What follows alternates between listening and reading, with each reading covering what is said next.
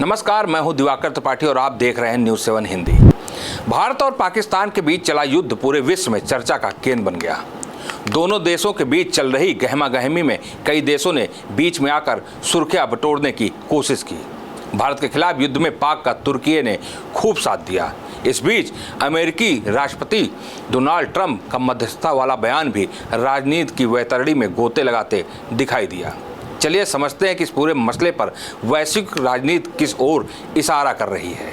भारत के खिलाफ युद्ध में पाक जिन देशों के बीच में जाकर उछलकर खूब स्वाद लिया, अब उन्हें भारत ऐसा स्वाद चखाने जा रहा है कि उनके देश में इसका फर्क बखूबी देखने को मिलेगा। युद्ध भले ही शांत है, लेकिन भारत अब अपने कूटनीतिक फैसलों से उन देशों की कमर तोड़ेगा जिन्होंने खुलकर पाक का साथ दिया था। भारत के खिलाफ पाक का साथ देने वाले देशों में सबसे पहली फेहरिस्त में नाम तुर्की का आता है। मालूम हो कि पाक को तुर्की ने मदद के रूप में कार्गो जहाज से काफी सामान भेजा था। इसके साथ ही भारत से लड़ने के लिए तुर्की ने अपने कुछ हथियार भी पाक भेजे थे। अब भारत ऐसे देशों के खिलाफ अपनी सख्ती दिखा रहा है तो उनकी कमर टूटती नजर आ रही है।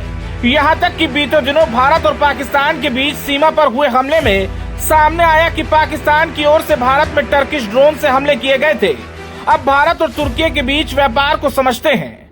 वित्त वर्ष 2022 और 23 में दोनों देशों के बीच ट्रेड करीब 13.8 अरब डॉलर के पास रहा। 2023-24 पर नजर डालें तो दोनों देशों के बीच ट्रेड करीब 10.43 अरब डॉलर रहा, जिसमें निर्यात 6.65 अरब डॉलर और आयात करीब 3.78 अरब डॉलर के आसपास रहा।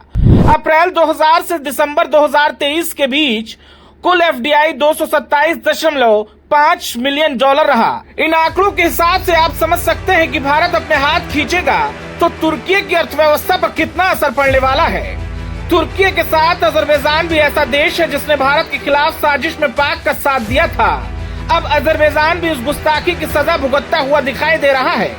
तुर्की के साथ अजरबैजान का भी भारत में बायकॉट हो रहा है। दरअसल भारत से बड़ी तादाद में भारतीय अजरबैजान यात्रा को जाते हैं।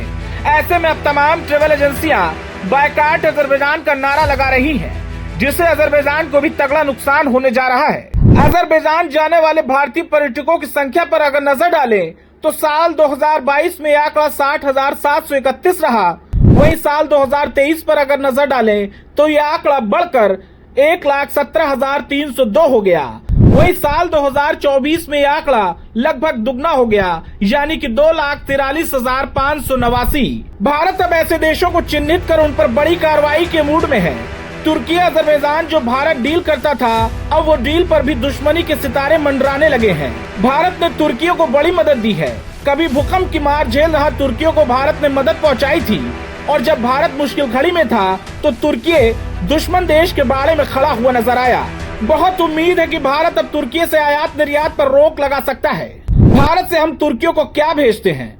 चावल, मसाले, कपड़ा और कपड़े, दवाएं, चाय और कॉफी। वहीं तुर्की से हम क्या मंगवाते हैं? सूखे मेवे, जैतून का तेल, तुर्की कालीन और सजावटी सामान, ताजे फल, सोने और कीमती पत्थर।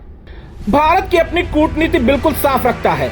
यही कारण है कि ट्रंप के मध्यस्थता वाले बयान पर भारत ने सख्त नाराजगी जताई थी, जिसके चलते अमेरिकी राष्ट्रपति डोनाल्ड ट्रंप को सामने आकर ये कहना पड़ा कि मैंने दोनों देशों को मध्यस्थता की सलाह दी थी, मेरा मध्यस्थता में कोई रोल नहीं रहा। खैर, देखना होगा कि विश्व में शुरू हुआ ये ट्रेड वॉर आखिर कहां आकर रुकता है। Output desk, news 7 Hindi.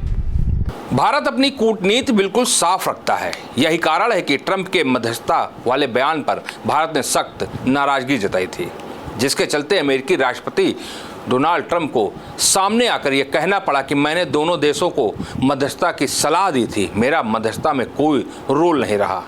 खैर, देखना ये होगा कि विश्व में शुरू हुआ ये ट्रेड वार आखिर कहां आकर रुकता है। इस खबर में इतना ही। देश दुनिया की तमाम खबरों के लिए आप जुड़े रहिए न्यूज़ 7 हिंदी के साथ। नमस्कार।